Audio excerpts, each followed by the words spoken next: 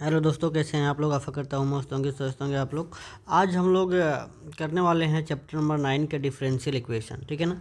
ये differential equation बहुत ही important होता है, ठीक है ना, ऑब्जेक्टिव के लिए और सब्जेक्टिव दोनों के लिए। और देखिए, मैं आपको बता दूं, यहाँ से इस जो चैप्टर है ना, आपका एक लॉन्ग क्वेश्चन तो आना ही आना रहता है। तो इसीलिए इस चैप्टर को आप लोग क्या छोड़ना नहीं, ठीक है ना। क्योंकि देखिए, अगर आपको लॉन्ग क्वेश्चन अगर बनाना है तो ऑब्जेक्टिव भी आप लोग से निश्चित ही बन जाएगा। जब आपको लॉन्ग क्वेश्चन नहीं बनेगा तो आप लोग भाई ऑब्जेक्टिव भी थोड़ा सा परेशानी कर सकता है, लेकिन इसका तो लॉन्ग क्वेश्चन आपको करना चाहिए, तो इसीलिए ऑब्जेक्टिव भी आराम से हो जाएगा। तो इसका ऑब्जेक्टिव बहुत ही आसान आता है। देखिए, मैं आपको बताता हूँ। देखिए, सबसे पहला ही सवाल आया है कि इसका बताना है कि ऑर्डर और डिग्री क्या होता है। ठीक है, आपके सामने एक डिफरेंशियल इक्वेशन लिख दिया हुआ है। सबसे पहले मैं आपको बता दूं कि ऑर्डर और डिग्री क्या होता है। जैसे मान लो आपके सामने हम अगर ये d y by d x की बात करें, ठीक है, तो यहाँ पे दो बात आता है। एक बात आता है कि ये d y by d x का होल पावर में कितना है, तो कुछ नहीं है, तो क्या है, 1 है। और दूसरा चीज़ ये आता है कि ये डी पे पावर यानी कि ये किस ऑर्डर का डेरिवेटिव है। ये d y by d x है, तो यानी एक बार डेरिवेटिव करके लाया गया है, तो इसकी ये फर्स्ट ऑर्डर का डेरिवेटिव है।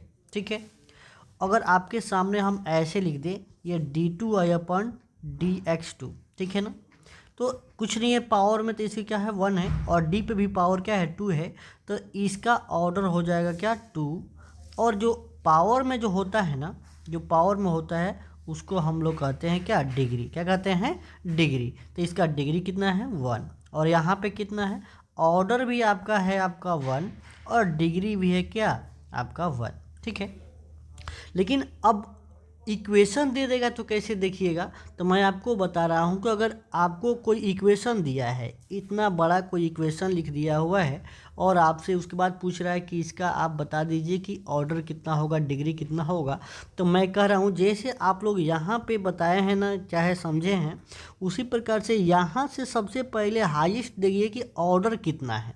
क्योंकि ऑर्डर हमेशा परिभाषित होता है, यानी डी पर पावर, देखिए डी पर पावर कितना होता है यहाँ से यहाँ तक, वहीं आपका ऑर्डर हो जाएगा। देखिए, यहाँ से लेकर के यहाँ तक कितना है बताइए, उसका आपका ऑर्डर। तो यहाँ पे डी 2 है, यहाँ डी के पावर क्या है, 1 है, और यहाँ भी 1 है। तो यहाँ से यहाँ तक यानी शुरू से लेकर अंत तक जब हम पावर देख रहे हैं डी पर, तो सबसे ज़्यादा ये वाला टर्म है ना, ये वाला टर्म है।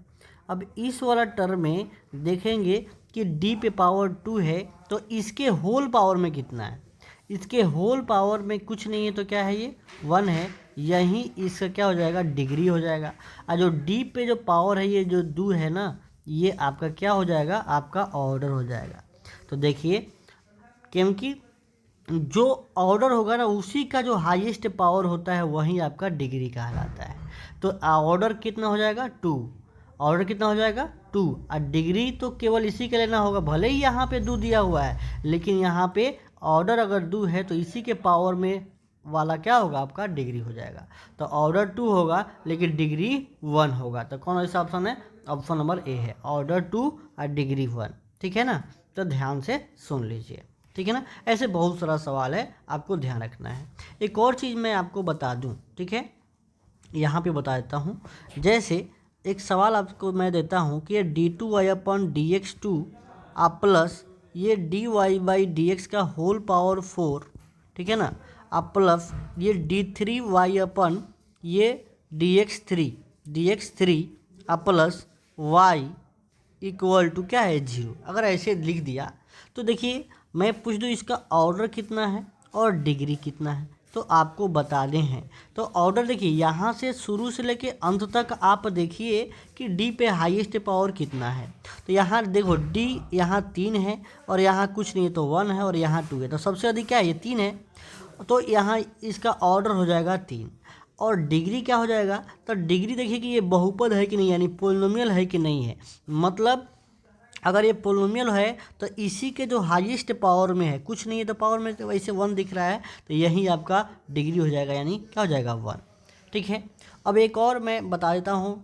नोट में एक बात ज़रूर ध्यान रखिएगा, क्योंकि मैं देखो पढ़ा रहा हूँ, डिस्कशन कर रहा हूँ, ये सब्जेक्टिव ऑब्जेक्टिव सब के लिए है। अगर ये जो बता रहा हूँ अगर सीख जाओगे तो कोई सवाल आपसे गलत नहीं होगा। अगर देखो ऑर्डर तो आप बता दोगे आराम से, कभी भी उसमें दिक्कत नहीं होगा। डिग्री में आपको, डिग्री के लिए आपको मैं बता रहा हूँ, सबसे पहले जो ये क्या होना चाहिए, आपका पोलिनोमियल होना चाहिए। अगर पोलिनोमियल है तो डिग्री, अगर पोलिनोमियल परिभाषित है, अगर पोलिनोमियल नहीं है तो परिभाषित नहीं है। अब बताओ पोलिनोमियल कब नहीं होगा, जब dy/dx किसी ट्रिग्नोमेट्रिक फंक्शन के अंदर हो, या किसी फंक्शन के क्या हो, पावर में हो, ठीक है ना, या dy/dx क्या है, उसको रूट से बाहर हम नहीं निकाल सकते हैं, जैसे लॉग में आ गया dy/dx। तो इस केस में ये तीनों केस में जो भी है क्या होता है, आपका नॉट डिफाइंड होता है क्या, डिग्री, ठीक है ना, नॉट डिग्री डिफाइंड होता है, ये डिफाइंड नहीं होता है। समझ में आया? तो आपको ध्यान रखना है। जैसे एक सवाल मैं आपको लिखवा देता हूँ, यह d2y/dx2 आप प्लस ये साइन dy/dx आप प्लस y = 0। तो मैं आपसे पूछता हूँ यहाँ पे इसका ऑर्डर कितना होगा, तो आप जवाब दे सकते हैं कि इसका हाईएस्ट पावर क्या है, सॉरी, और डी पे पावर 2 है तो ऑर्डर तो 2 हो जाएगा। लेकिन जब डिग्री की बात करूँ, घात की बात करूँ, तो देखिए ये साइन के अंदर में एक आ गया है फंक्शन, इसीलिए इसका जो डिग्री है क्या है, नॉट डिफाइंड है। क्या है ये, नॉट डिफाइंड है, ठीक है ना। तो आशा करता हूँ कि अब डिग्री और ऑर्डर से जो भी ऑब्जेक्टिव आएंगे आप बना दीजिएगा, कोई आपको दिक्कत नहीं होगा। और भी सवाल आगे मिलेगा आपको, ध्यान से सुनिए। देखो हर प्रकार के सवाल को हम डिस्कस करते हुए चल रहे हैं ताकि आपको किसी प्रकार के सवाल में दिक्कत ना हो, ठीक है ना। और ये वीडियो देखने के बाद ऑब्जेक्टिव और सब्जेक्टिव, ठीक है ना, ये दोनों आपको आ जाएगा, ठीक है। तो इसीलिए इत्मीनान से देखिए, समय दीजिए इसमें, ठीक है ना, और आराम से देखोगे ना, मैं कह रहा हूँ ना, आपसे आराम से बन जाएगा, ठीक है। तो चलिए भाई, अगला सवाल है द इंटीग्रेटिंग फैक्टर। देखिए अगला सवाल है, देखो मैं बताता हूँ इंटीग्रेटिंग फैक्टर, इसकी चर्चा कर रहा हूँ। इंटीग्रेटिंग फैक्टर क्या होता है, इंटीग्रेटिंग फैक्टर क्या होता है, ठीक है। तो इंटीग्रेटिंग फैक्टर को हम हिंदी में कहते हैं समाकलन गुणांक। क्या कहते हैं ये, समाकलन गुणांक। क्या कहते हैं, समाकलन गुणांक कहते हैं, ठीक है ना। तो ये तो हो गया समाकलन गुणांक। अब यहाँ पे एक चीज़ आपको ध्यान रखना है, समाकलन गुणांक कहते किसको है, इसको शॉर्टकट में हम लोग IF से सूचित करते हैं। और यहाँ पे ये दो मैं लिखवा रहा हूँ, ये फॉर्मूला आपको याद कर लेने हैं, और इस पे से ऑब्जेक्टिव आता ही आता है, इसको ध्यान से देख लीजिएगा। सबसे पहला टाइप है कि dy/dx अब प्लस ये py = q का रूप में एक फंक्शन होता है। एक और फंक्शन होता है ये dx/dy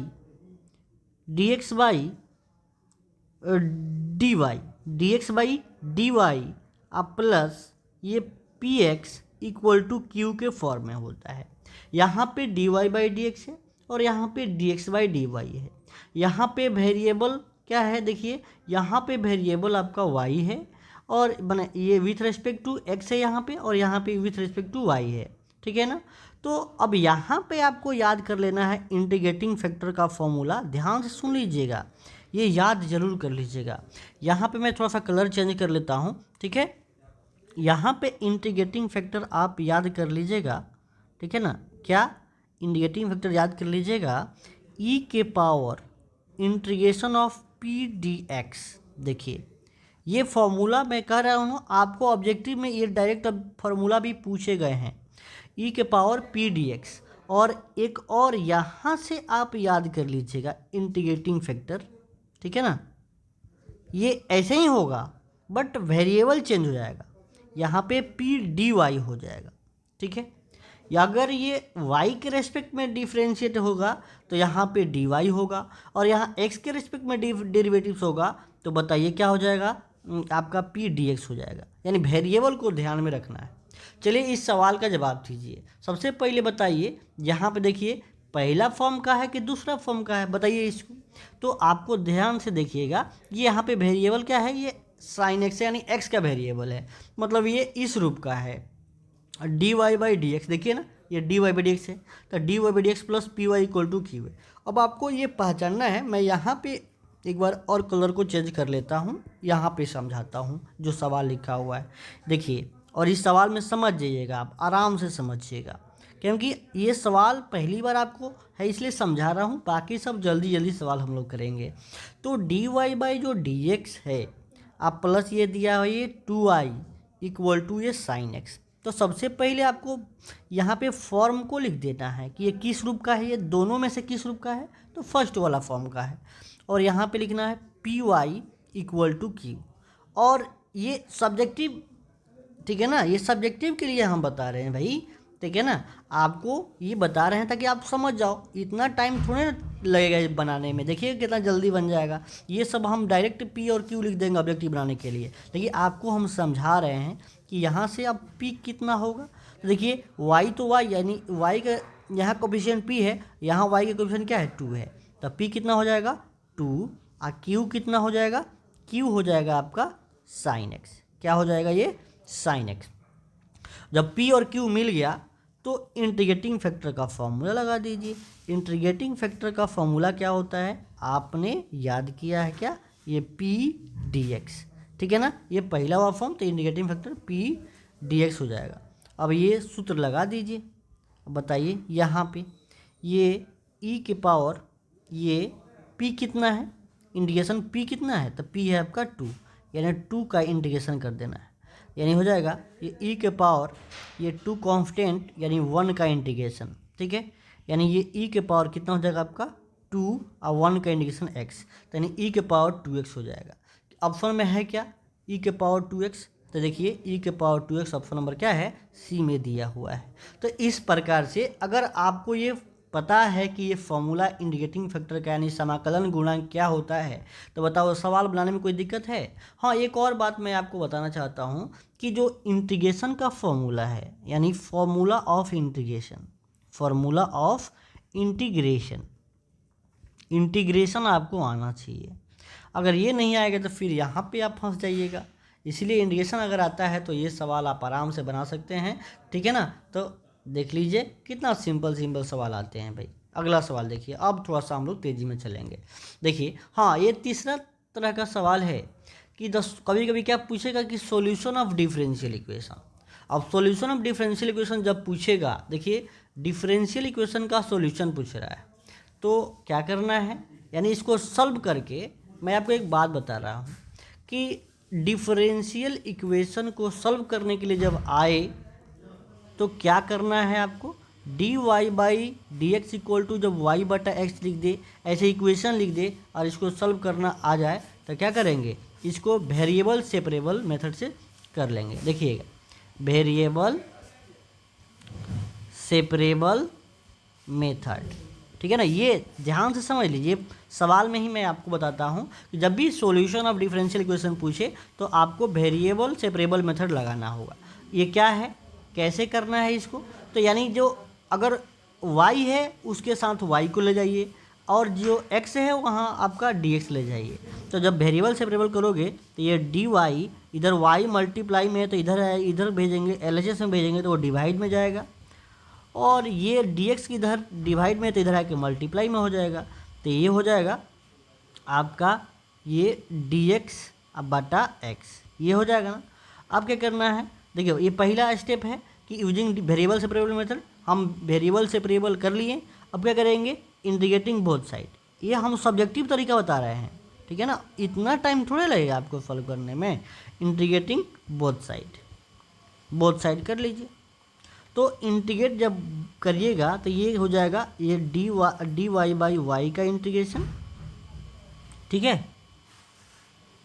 उसके बाद इक्वल टू इंटीग्रेशन ऑफ आपका डी एक्स बाई एक्स। अब बताइए, बहुत सिंपल तरीका से ये कितना हो जाएगा आपका, ये लॉग वाई, क्या हो जाएगा, ये लॉग वाई, ये हो जाएगा आपका क्या, लॉग एक्स।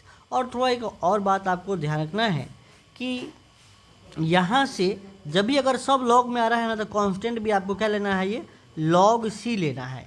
कांस्टेंट क्या है, जैसे इंटीग्रेशन करने के बाद कांस्टेंट लगाते हैं ना, तो यहाँ पे लॉग के रूप में ही ले लीजिएगा। जैसे मान लो हम log 2 अगर आपको समझाने के लिए लिख दें तो log 2 तो कांस्टेंट है ना, तो log में कांस्टेंट को ले सकते हैं, कोई दिक्कत नहीं है। क्योंकि ये log से फ़ायदा क्या है लेने में, आपको मैं बता रहा हूँ। ये log y इक्वल टू हो जाएगा, ये log m plus log n है, तो log ये c इंटू एक्स लिख सकते हैं, और log से log ये ख़त्म हो जाएगा, तो यहाँ मिल जाएगा आपको y बराबर क्या, x। इस बात को ध्यान रखना है।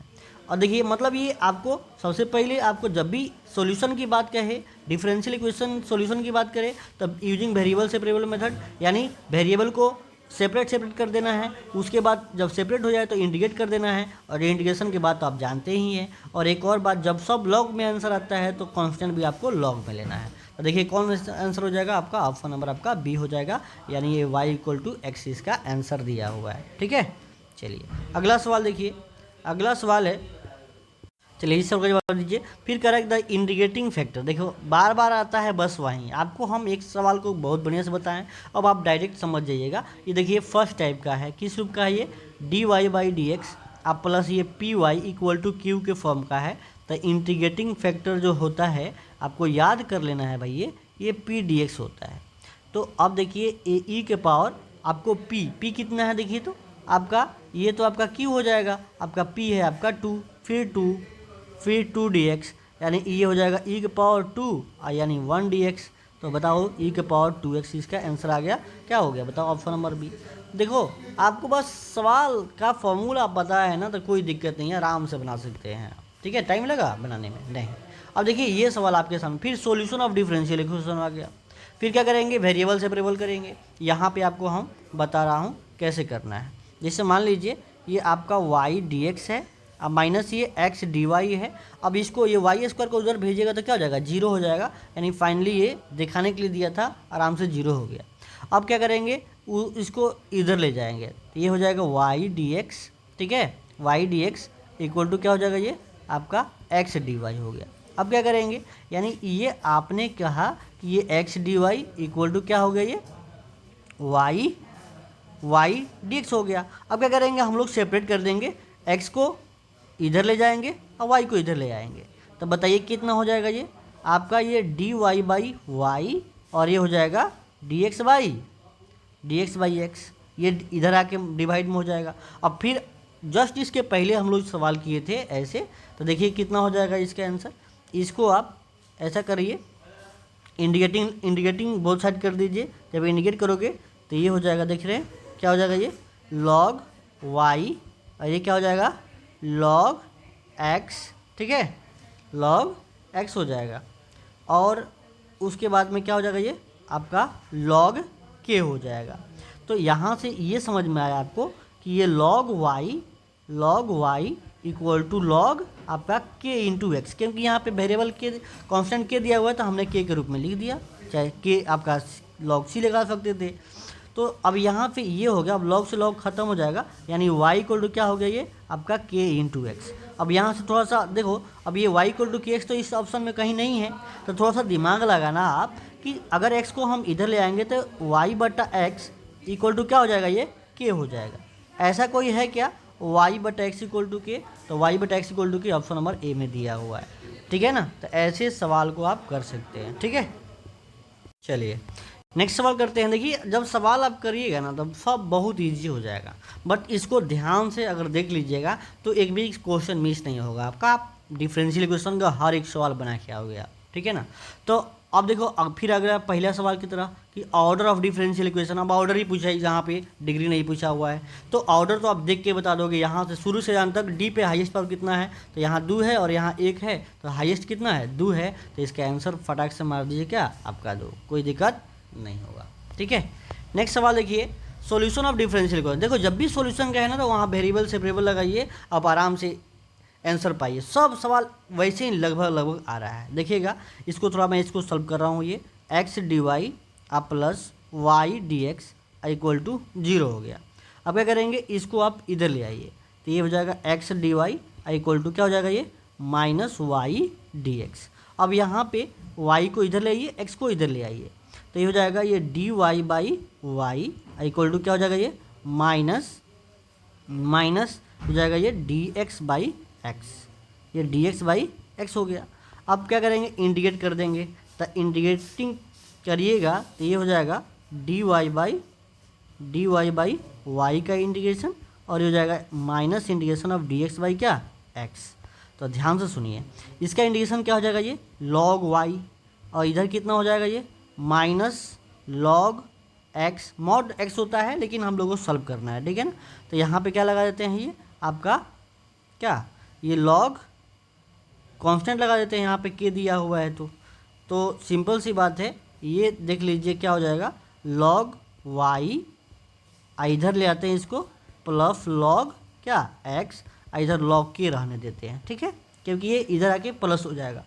अब log m plus log n का फॉर्मूला आपको पता होगा कि ये क्या हो जाएगा, ये एक्स इंटू क्या हो जाएगा वाई हो जाएगा, और इधर लॉग के हो गया।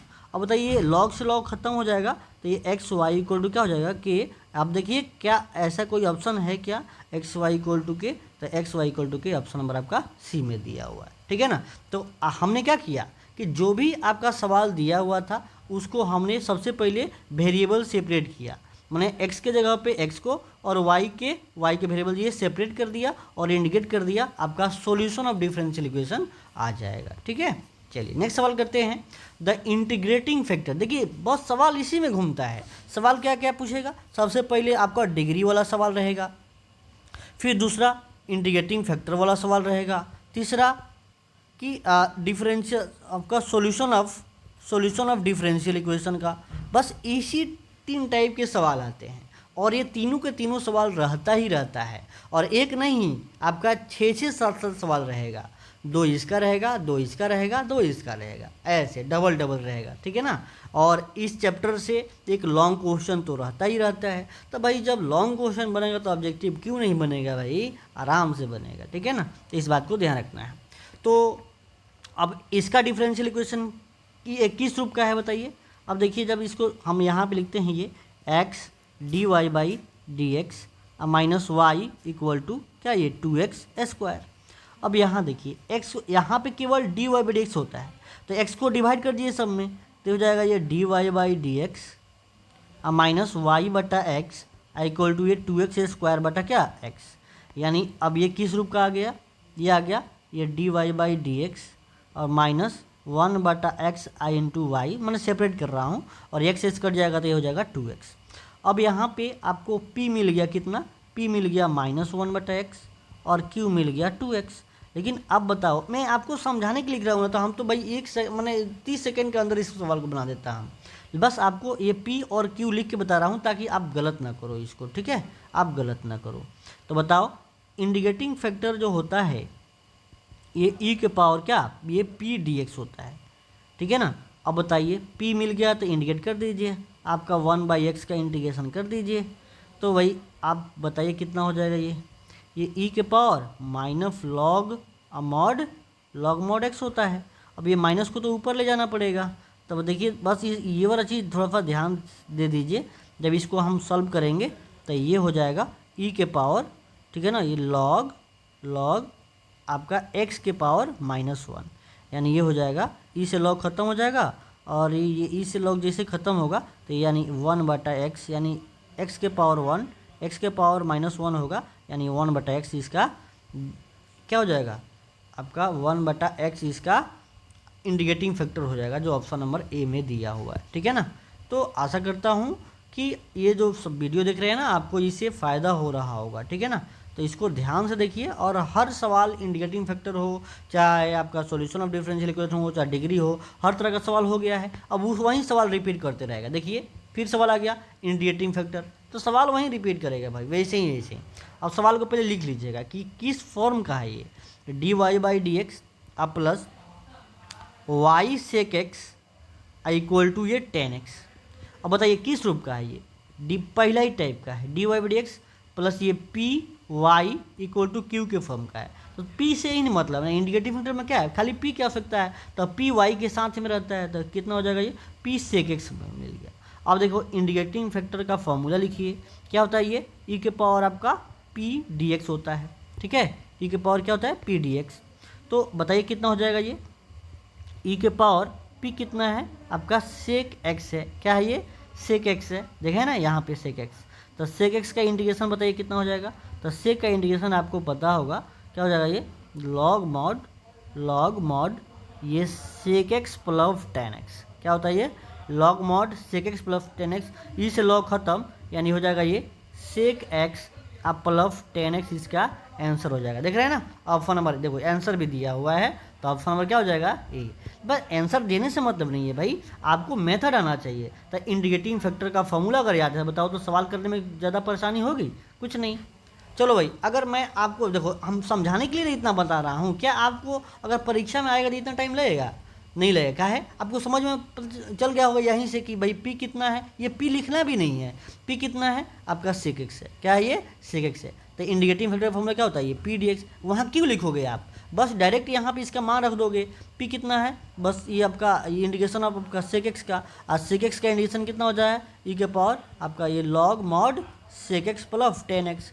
अब बताओ ई से लॉग ये खत्म, बस sec x plus ten x. बस लिखने में आपको समझाने के लिए टाइम लग रहा है, लेकिन वहाँ पे समझ में आ जाएगा, बस sec x plus ten x दिमाग में आया और आंसर आप मार दीजिएगा, ठीक है ना, इतना तेज होगा। अब देखिए फिर इंडिकेटिंग फैक्टर, देखो इसी में सवाल घूमेगा भाई। तो इतना ना सवाल आपके सामने हम रख दिए हैं कि इतना सवाल कर लोगे तो कोई सवाल इसका नहीं छूटेगा भाई। देख रहे हैं, देखो फिर वही सवाल आ गया। अब बताओ हम जल्दी बाजी में करेंगे, यहाँ बताओ पी कितना है, पी बताओ आपका माइनस कॉस एक्स, और इंडिकेटिंग फैक्टर का फॉर्मूला होता है, वहाँ पे आपको लिखने की आवश्यकता भी नहीं है, बस ई के पावर किसका इंडिकेशन, पी का इंडिकेशन। तो पी कितना है माइनस कॉस एक्स। तो बताओ माइनस बाहर, ये ई के माइनस बाहर और कॉस एक्स का इंटीग्रेशन, हम तो लिख रहे हैं तब ना टाइम लग रहा है। अब ये माइनस बाहर और कॉस का इंटीग्रेशन कितना हो जाएगा बताओ, तो कॉस का इंटीग्रेशन होता है ये साइन एक्स, तो ई के पावर माइनस साइन एक्स। देखो ये इंटीग्रेशन गलती मत करना भाई, फार्मूला आपको याद रहना चाहिए भाई। साइन एक्स का इंटीग्रेशन, सॉरी साइन एक्स का इंटीग्रेशन, साइन एक्स का इंटीग्रेशन क्या होता है, साइन एक्स का इंटीग्रेशन होता है क्या आपका माइनस कॉस एक्स, ठीक है। और कॉस एक्स का जो इंटीग्रेशन होता है ना, वो याद रखना, क्या आप कन्फ्यूज मत होना प्लस माइनस में। तो कॉस का कितना होता है ये साइन एक्स, देखिए तो माइनस पहले से बाहर था और ये कॉस एक्स का साइन एक्स हो गया, तो ये के पावर माइनस साइन एक्स हो गया, इसका आंसर ऑप्शन नंबर क्या ए जाएगा, ठीक है। तो देखिए कितना इजी सवाल है, टाइम थोड़ी लगेगा। अब देखिए अगला तरह का सवाल है, मैंने बताया कि सवाल तीन तरह का पहले, और एक सवाल होता है होमोजीनियस डिफरेंशियल इक्वेशन का। एक तो डिग्री का रहेगा, एक डिग्री का रहेगा, दूसरा रहेगा ऑर्डर का, तीसरा रहेगा इंटीग्रेटिंग फैक्टर का, ठीक है। चौथा सवाल रहेगा आपका सॉल्यूशन ऑफ डिफरेंशियल इक्वेशन, और पांचवा रहेगा क्या होमोजीनियस डिफरेंशियल इक्वेशन का। ये बस ये 5 टाइप के आपका अगर सेपरेट कर दे, क्योंकि ये दोनों सेम है, और ये 3-4 टाइप के सवाल बनते हैं ये, ठीक है ना। तो बताइए अब ये होमोजीनियस तो देखते ही बन जाता है। मैं आपको एक शॉर्ट ट्रिक बताता हूँ, अगर मैं आपसे पूछ दे कि बताइए कि निम्न में से कौन होमोजीनियस है, तो देखिए सबसे पहले पावर को आप जोड़ के देखिएगा हर टर्म का। देखो एक ये टर्म है, एक ये टर्म है, और एक ये टर्म है, ठीक है। तो यहाँ पे पावर 2 और वाई पे कुछ नहीं है तो क्या है 1 है, तो 2 और 1 मन में जोड़िएगा तो कितना होगा ये 3, ठीक है ना। 2 1 3, और यहाँ पे पावर कितना है 3, तो यहाँ मिला के 3, यहाँ भी 3 और यहाँ भी 3। पहला ही ऑप्शन मिल गया कि हर जगह 3 है, तो वहीं सेम है। होमो का मतलब होता है, ठीक है ना, सेम, ठीक है ना, सेम रहेगा तो आपका मार दीजिए, उसका आंसर हो जाएगा। बाकी सब में देख लीजिएगा सब अलग अलग होगा। यहाँ पे 1 और 1 जोड़िएगा तो 2 मिलेगा, ठीक है ना, तो यानी तो 2 और यहाँ पे 4, तो पहले ऑप्शन नहीं होगा ये। सी देखिए यहाँ पे पावर 1, यहाँ पे पावर 1 और यहाँ पे पावर 1, ठीक है ना, और यहाँ पे पावर इस टर्म में देखिए तो ई पावर में क्या है 0 है, क्या है 0 है, यानी सबसे पहले ही दिख गया कि आपका ये सेम होमोजीनियस नहीं है। यहाँ देखिए 1, यहाँ देखिए 1 और यहाँ देखिए 2, तो ये भी आपका होमोजीनियस नहीं है। समझ में आया ना। तो होमोजीनियस का मतलब क्या, पावर हर जगह सेम होना चाहिए। अगला सवाल देखिए, फिर आ गया इंटीग्रेटिंग फैक्टर का फॉर्मूला। देखिए इंटीग्रेटिंग फैक्टर बहुत इंपॉर्टेंट है भाई। अब देखो फॉर्मूले पूछ दिया, अब देखो मैंने कहा था ना, देखिए एक होता है पी डी एक्स, ई के पावर पी डी एक्स, और एक होता है ई के पावर क्या पी डी वाई। लेकिन आपको सोचना है कि ये कब लगता है और ये कब लगता है। तो अगर इक्वेशन इस रूप का होगा dy/dx plus p y equal to q, तो ये लगेगा। अगर ये डी एक्स उल्टा दिया हुआ है d x by d y आप प्लस ये p x equal to q, तो आपका ये वाला लगेगा। तो बताओ ये d y by d x वाला फॉर्म का है ना, तो d y by d x यानी फर्स्ट टर्म का जो आप रेगुलर है, तो यानी ई के पावर पी डी एक्स, तो क्या हो जाएगा ई के पावर पी डी एक्स, ई के पावर पी डी एक्स। देख रहे हैं ना, ये अलग चीज़ हो गया, देख रहे हैं ना, ई के पावर में पी और डी एक्स अलग है, ये क्या है ई के पावर में है पी डी एक्स, तो ऑप्शन में क्या हो जाएगा बी हो जाएगा। भाई दोनों में अंतर है, भाई ये दोनों में अंतर है, ध्यान से देख लीजिएगा आपको समझ में आ जाएगा। ये पी डी एक्स पावर में करना है, ई के पावर में करना है, ठीक है ना। चलिए नेक्स्ट सवाल देखिए। अब देखो डिफरेंशियल इक्वेशन का क्या बताना है, ऑर्डर बताना है और डिग्री बताना है। तो ऑर्डर और डिग्री कैसे बताओगे, बताओ। ऑर्डर क्या होगा, देखो यहाँ से यहाँ तक ऑर्डर डी के हाईएस्ट पर कितना है 2 है ये, तो यानी इसी पार्ट में तो आपका ऑर्डर डिग्री छुपा होगा। तो ऑर्डर है आपका 2 और इसी के पावर में जो होगा वही डिग्री होगा, ठीक है ना। तो ऑर्डर है 2, ऑर्डर है आपका क्या 2 और डिग्री है कितना, इसी के होल पावर में कितना है आपका 3 है, तो आपका 3 हो जाएगा। तो 2 और 3 order 2 degree 3, order 2 degree 3, option number आपका ए दिया हुआ है, ठीक है ना। गुड। नेक्स्ट सवाल देखिए, the degree of differential equation. देखो फिर पूछ दिया ना डिग्री ऑफ डिफरेंशियल इक्वेशन, तो इसका डिग्री कितना हो जाएगा बताइए। तो देखिए पहले तो ऑर्डर ज्ञात करना है, तो ऑर्डर इससे कितना होगा, शुरू से लेकर डी के हाईएस्ट पावर देखिए, तो डी के पावर यहाँ पे 2 है और यहाँ पे 1 है, तो भाई हमको हाईएस्ट ऑर्डर चाहिए, तो ये 2 हो जाएगा। और जो आपको ऑर्डर आया है ना उसी का हाईएस्ट पावर देखिए, यहाँ पे कुछ नहीं है तो क्या है 1 है, तो इसका डिग्री कितना हो जाएगा आपका डिग्री 1, तो ऑप्शन नंबर क्या हो जाएगा ये। देखें आपको देखना आ गया होगा, ऑर्डर का जो ऑर्डर वाला जो टर्म होगा वो इसी का हाईएस्ट पावर लेना है। देखो फिर इंडिकेटिंग फैक्टर का सवाल आ गया, तो इंडिकेटिंग फैक्टर का सवाल आ गया तो क्या करिएगा, देखिए अब इसको थोड़ा सा सॉल्व कर लीजिए, आपको डायरेक्टली थोड़ा सा सॉल्व करना पड़ेगा। ये cos square x d y by d x अब प्लस वाई इक्वल टू क्या, ये 10x दिया है ना। अब यहाँ पे केवल d y by d x होता है, तो सेपरेट करेंगे तो d y by d x और कॉस स्क्वायर से सब में भाग कर दीजिएगा, तो ये वाई अब बटा कॉस स्क्वायर एक्स अब बटा ये 10x बटा कॉस स्क्वायर एक्स हो गया। जब सेपरेट करेंगे तो ये d y by d x अब प्लस ये sec square x into y equal to ये सेक स्क्वायर एक्स गुने 10x, ये हो गया।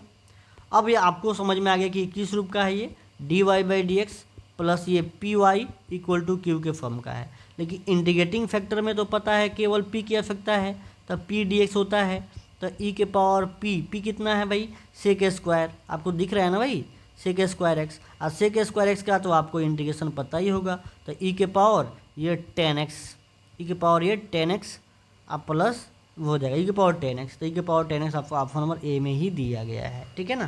चलिए तो देखिए बहुत इजी है भाई ये डिफरेंशियल इक्वेशन के ऑब्जेक्टिव, बस ध्यान से देखिए। फिर सॉल्यूशन आ गया, तो सॉल्यूशन में तो भाई एक ही काम करना है, सेपरेट करना है। तो देखिए कितना इजी सवाल है ये, 1 प्लस एक्स स्क्वायर है इंटू डी वाई और ये 1 प्लस वाई स्क्वायर है इंटू में डी एक्स। अब देखो इसको इधर ले चलो वाई की तरफ, इसको इधर ले चलो, तो क्या हो जाएगा ये डी वाई बटा 1 प्लस वाई स्क्वायर, ये वेरिएबल सेपरेबल कर रहे हैं हम, ये डी एक्स बटा ये डी एक्स बटा 1 प्लस एक्स स्क्वायर। अब इंडिकेट कर देंगे, इंडिकेट करने के बाद समझ में आया ये टेन इनवर्स एक्स का सवाल बन रहा है, किस सॉरी डी एक्स बटा 1 प्लस वाई स्क्वायर किस क्या बन रहा है, ये बन रहा है आपका ये टेन इनवर्स एक्स, क्या बन रहा है ये टेन इनवर्स एक्स, और ये क्या बन रहा है आपका ये टेन इनवर्स वाई, ये टेन इनवर्स क्या बन रहा है ये एक्स, टेन इनवर्स वाई, और ये बन रहा है क्या ये टेन इनवर्स एक्स, ठीक है। तो ये हो गया। अब हम लोग को क्या करना है, ये टेन इनवर्स वाई हो गया, आप प्लस कॉन्स्टेंट लगा दीजिए। उसके बाद में अब ऐसा तो कोई ऑप्शन में दिख नहीं रहा है, ये the solution of differential equation, इसका क्या हो जाएगा देखते हैं इसका थोड़ा सा, ठीक है। तो ये हो गया, अब इसको हम इधर ले आते हैं, कैसे, तो ये टेन इनवर्स आपका वाई अब माइनस क्या हो जाएगा ये टेन इनवर्स एक्स। थोड़ा सा आपको दिमाग लगा दिया है इधर, आपको क्या करना है ऑप्शन में जब नहीं मैच कर रहा है ना, देखो इन्वर्स तो कहीं दिया नहीं है, तो आप इन्वर्स तो पढ़े हो ना, 12th वाले हो आप, तो इसलिए tan inverse x plus tan inverse x minus tan inverse y का फॉर्मूला पढ़े होइएगा। ये वाई माइनस एक्स अब बाटा 1 प्लस ये हो जाएगा एक्स गुना वाई इक्वल टू क्या हो जाएगा ये सी। अब 10 को इधर ले आएंगे तो ये हो जाएगा वाई अब माइनस एक्स अब बाटा 1 प्लस ये एक्स वाई इक्वल टू ये हो जाएगा 10c। उसके बाद में अब ये 10c तो एक कांस्टेंट होता है, तो इसके बदले में हम क्या लगा देंगे, कांस्टेंट लगा देंगे, तो ये हो जाएगा y minus x equal to, ये तो 10c एक कांस्टेंट है तो कांस्टेंट को के मान लेते हैं, और ये हो जाएगा क्या चीज़, ये हो जाएगा आपका 1 इंटू ये 1 प्लस एक्स गुना वाई। तो वाई माइनस एक्स कहीं दिया है क्या, y minus x equal to k into 1 plus x y minus x equal to option number D दिया हुआ है, ठीक है ना। तो अगर आपको ऐसा ऑप्शन में ना देखे तो थोड़ा सा आपका देखिए इन्वर्स आ गया, तो भाई सूत्र लगा रखा है, कौन सा सूत्र लगाया था ये, tan inverse x minus tan inverse y, ये तो आप लोग रटे हुए हैं। क्या होता है ये, tan inverse x plus y अब बटा 1 माइनस एक्स वाई, दिख रहा है ना। और ये फिर ये प्लस वाला है, अगर ये माइनस रहता है तो ये प्लस कर लीजिए, अगर यहाँ पे अगर माइनस रहता है तो यहाँ पे माइनस और यहाँ पे प्लस कर लीजिएगा, ये जानते हैं आप। चलिए भाई नेक्स्ट सवाल करते हैं। आगे ना सवाल देखिए, द इंटीग्रेटिंग फैक्टर, फिर फार्मूला आ गया। अब ये उल्टा वाला एक बार पूछ दिया है, देखो डी एक्स बटा डी वाई, तो उल्टा किया था हमने, उल्टा देखो पहले आपने याद किया था क्या, पी डी एक्स, तब सीधा था, तो अब ये उल्टा कर दिया है तो हमने भी उल्टा कर देना है, डी पी डी वाई। तो भाई देखो पहले ऑप्शन में पी डी एक्स है तो ये तो गलत हो जाएगा, इसके लिए गलत हो जाएगा, पी डी वाई ई के power P D why option number आपका हो जाएगा बी हो जाएगा। तो ये सब सवाल देखते ही आंसर आना चाहिए भाई। चलिए आइए, बहुत मस्त सवाल है, ठीक है ना। तो the solution of d y by d x equal to 1 plus x plus y plus x y. तो मैं यहाँ पे बता देता हूँ इसको, देखिए क्या इसको आप ऐसे लिख सकते हो क्या, d y by d x equal to ये 1 प्लस एक्स, ठीक है, और यहाँ पे हमने 1 कॉमन कर लिया, और यहाँ पे लिख सकता हूँ ये, यहाँ से जब y, यहाँ से y बाहर निकल जाए तो y इंटू 1 प्लस क्या हो जाएगा, ये x बचेगा। अब यहाँ पे 1 प्लस एक्स, यहाँ पे 1 प्लस एक्स कॉमन निकाल लेते हैं, तो ये d y by d x equal to हो जाएगा, ये 1 प्लस एक्स जब कॉमन निकाल लेंगे तो यहाँ पे बचेगा 1 और यहाँ पे बचेगा y। तो बात बताइए अब क्या करेंगे, वेरिएबल सेपरेबल, तो ये डी वाई बटा 1 प्लस वाई, इधर हो जाएगा क्या, ये 1 plus x into D x. अब इंडिकेट कर देंगे, ठीक है ना, तो ये हो जाएगा तो लॉग 1 प्लस वाई, और ये हो जाएगा 1 का इंटीग्रेशन x और x का इंटीग्रेशन एक्स स्क्वायर बाई 2, आप प्लस कांस्टेंट लगा दीजिए। ऐसा कोई ऑप्शन में है क्या, बताइए, log 1 plus y equal to x plus x square by 2 plus के ऑप्शन नंबर बी। देखिए बहुत मस्त सवाल है, ठीक है ना। सॉल्यूशन कहा है, डिफरेंशिएशन तो है, देखिए डिफरेंशियल इक्वेशन का सॉल्यूशन कह दे, इंडिकेटिंग फैक्टर कह दे, तो समझ जाना है क्या है, ये डिफरेंशियल इक्वेशन का सवाल है, ठीक है ना। नेक्स्ट सवाल देखिए, indicating factor, again indicating factor का सवाल आ गया, बताइए तो क्या हो जाएगा। देखिए ये ई के पावर पी डी एक्स, हम डायरेक्ट बना रहे हैं इसको, देख रहे हैं कितना समय लग रहा है, पी की जगह पे क्या है 1 बटा एक्स लिखा हुआ है, तो ठीक है 1 बटा एक्स लिखा हुआ, तब पी ये लॉग मॉड एक्स हो गया, इसी लॉग ख़त्म, एक्स इसका आंसर होगा, तो क्या हो जाएगा, ऑप्शन नंबर ए दिया हुआ। कितना टाइम लगा भाई, बस सूत्र याद है रखिए, आंसर आ गया, ठीक है ना। और देखिए इसका द जनरल सॉल्यूशन, देखिए general solution of differential equation, ठीक है। तो जनरल सॉल्यूशन, अब ये सवाल थोड़ा सा मस्त है, देखिएगा ये d y by d x, पहले तो हम सॉल्यूशन कह देगा तो वेरिएबल सेपरेट करना है, ठीक है ना। ये ई के पावर ये एक्स प्लस वाई लिखा हुआ है, तो मैं इसका एक आपको तरीका बताता हूँ, ये एनसीईआरटी में दिया हुआ है ऐसा कॉन्सेप्ट। ये ई के पावर एक्स गुने ई के पावर वाई लिख सकते हैं क्या इसको, क्योंकि जब तक ये अलग अलग एक्स और वाई को अलग नहीं करेंगे तो ये वेरिएबल सेपरेबल नहीं होगा। अब ये एक्स वाले के पास वाई वाले के पास वाई को ले जाइए, एक्स वाले के पास एक्स को ले जाइए, तो देखिएगा ये डी वाई अब बटा ये ई के पावर वाई हो गया, ये क्या हो जाएगा, ये ई के पावर एक्स और ये डी एक्स हो गया। इंडिकेशन लगा दीजिए, तो इंडिकेशन लगाइएगा तो हो जाएगा ये ई के पावर वाई ऊपर जाएगा ना, तो ई के पावर माइनस वाई और ये हो जाएगा क्या, डी वाई। इधर कितना हो जाएगा, ये ई के पावर एक्स डी एक्स। अब इंडिकेशन तो वही पता है, तो ई के पावर वाई का इंडिकेशन क्या होता है, ई के पावर वाई डिवाइड हो जाएगा -1 से, क्योंकि इंडिकेशन में डिवाइड होता है कांस्टेंट से, क्योंकि वाई के कोफिशिएंट कितना है आपका 1 है भाई, -1 है। और यहाँ पे कितना हो जाएगा ई के पावर एक्स का ई के पावर एक्स, आप प्लस के लगा दीजिए, तो बता दीजिए इसका आंसर हो जाएगा क्या, बताइए तो। ये हो जाएगा ई के पावर एक्स, क्या हो जाएगा ये, सॉरी ये माइनस ई के पावर वाई इक्वल टू हो जाएगा ये ई के पावर एक्स आप प्लस के। तो सब इधर ले आइएगा तो इधर 0 हो जाएगा, ये ई के पावर एक्स आप प्लस ई के पावर वाई इक्वल टू क्या हो जाएगा, ये के हो गया, सॉरी ये प्लस में के क्या हो गया, ये प्लस के हो गया। मिटा देते हैं उसको, जब देखिएगा तो यहाँ पे क्या हो जाएगा आपका के हो जाएगा इक्वल टू 0। तो ऐसा कोई ऑप्शन में है क्या, ई के पावर एक्स आप प्लस ई के पावर वाई इक्वल टू के, तो ई के पावर एक्स प्लस ई के पावर माइनस वाई, ई के पावर एक्स, अरे भाई ये तो भाई माइनस वाई रहेगा ना, कहाँ गया आपका ये ई के पावर माइनस वाई ही है, तो इधर भी आएगा तो माइनस वाई रहेगा, और एक कांस्टेंट को ले जाओ उधर, तो क्या हो जाएगा ये ई के पावर, ये ई के पावर आपका क्या हो जाएगा एक्स आप प्लस ई के power minus y equal to इधर माइनस के हो जाएगा, ये के को इधर भेज दीजिए, के को उधर भेजोगे तो माइनस के हो जाएगा, अगेन ई के पावर एक्स प्लस ई के पावर माइनस वाई, और के भी तो एक कांस्टेंट है ना, तो के कांस्टेंट लगा दीजिए, तो आपका ऑप्शन नंबर क्या हो जाएगा ए हो जाएगा। देखिए इसका आंसर भी दिया हुआ है, ठीक है ना। ये ऐसे सवाल पूछे जाते हैं, ठीक है। तो ये सब सवाल एकदम ईजी है, इसका हम PDF डाल देंगे टेलीग्राम पे, ठीक है ना, आप जा कर के वहाँ देख लीजिएगा, ठीक है ना, जुड़ जाइएगा टेलीग्राम से और देख लीजिएगा उसको, ठीक है। तो बहुत ईजी है और इतना ही सवाल करना है, बाकी कोई भी सवाल नहीं करना है। और NCERT में 1-2 सवाल होंगे जो पार्टिकुलर सॉल्यूशन वाले पे होंगे, ठीक है ना, पार्टिकुलर सॉल्यूशन, तो यहाँ से आपसे पूछा जाएगा, तो ये कॉन्सेप्ट याद रखिएगा, number of arbitrary constant equal to order of differential equation.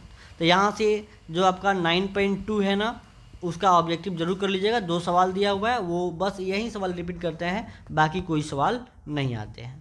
Thank you दोस्तों, मिलते हैं अगले एपिसोड में, थैंक यू।